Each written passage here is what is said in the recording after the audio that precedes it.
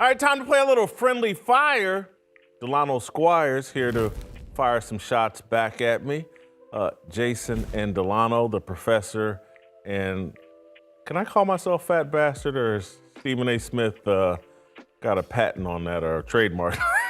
I think he's a fat, no-good bastard who I despise to the core.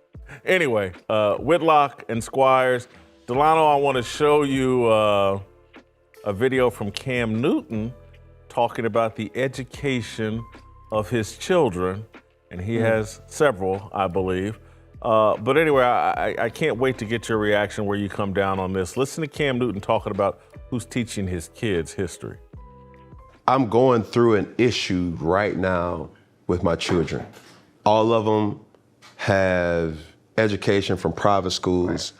And something alarming happened when my daughter came home. It was February, and she said, "Dad, a white person is teaching us about Black history." And I was like, yo, that's not right. You know what I'm saying? In my opinion, we all are entitled to their own opinion.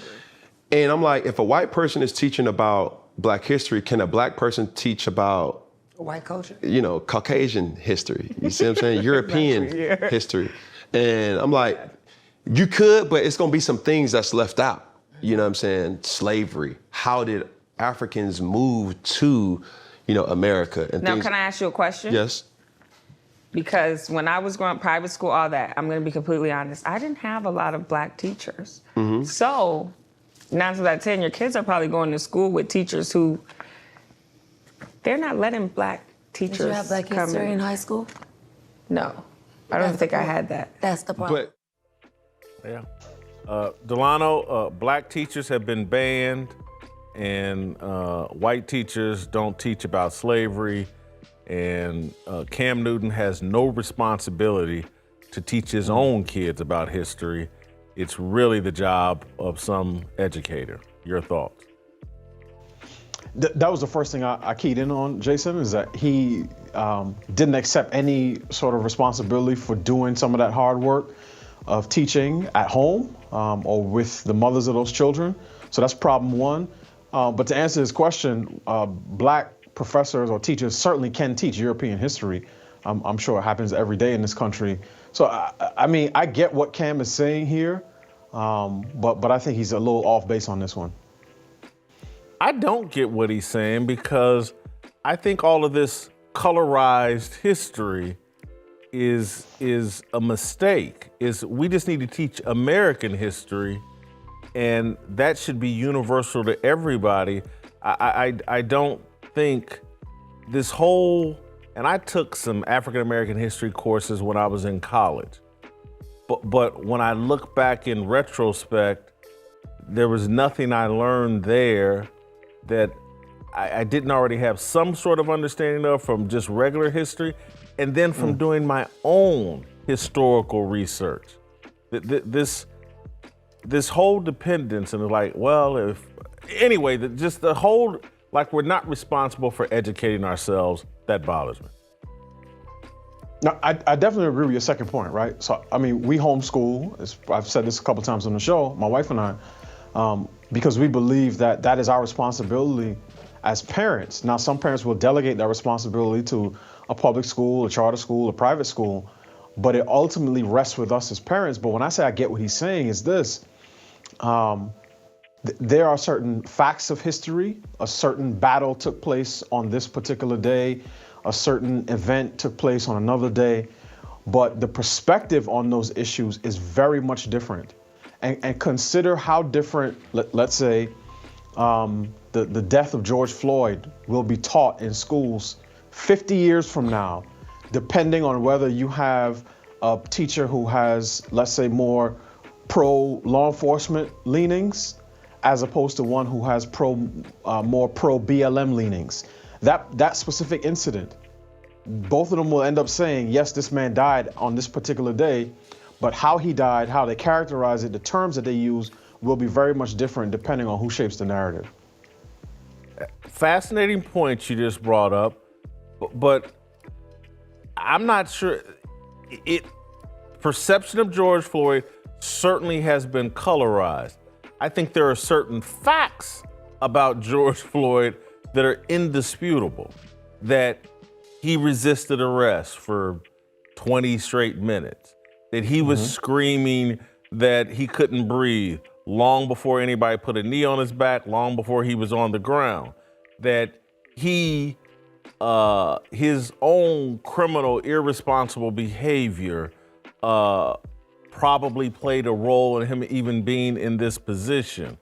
And the amount of drugs that he took on that day and throughout his life, I could see some people leaving it out and other people putting it in. And so I just think there's like, who's going to present the most facts will depend more on your worldview and I think your commitment to truth as opposed to commitment to a narrative. No, I agree with that, right? So facts do matter, and there's certain cases in which there's less room for narrative because of the abundance of facts. But again, history, and particularly the further you get from it, is very sort of can get very complex, right? So the way, for instance, George Washington may be taught in American history in Great Britain may be very much different than how he's taught here. One man's liberator is another man's revolutionary. And we certainly get that. Now, where race comes in is just think, again, of how the average American, black and white, thinks of the Black Panthers. Now, for a lot of black folk, we may not know the Panthers and their Marxist roots and their ties to communism. But for a lot of black folks, the Panthers were about self-defense from brutalizing police officers. They were about free breakfast for children, a greater sense of racial pride in the midst of a culture in which that was very difficult to cultivate. But for a lot of white folks, particularly white conservatives, the Panthers were about Marxist revolution, a desire to topple the U.S. government, and an opposition to the sort of freedom, to the ideals that we hold dear in this country.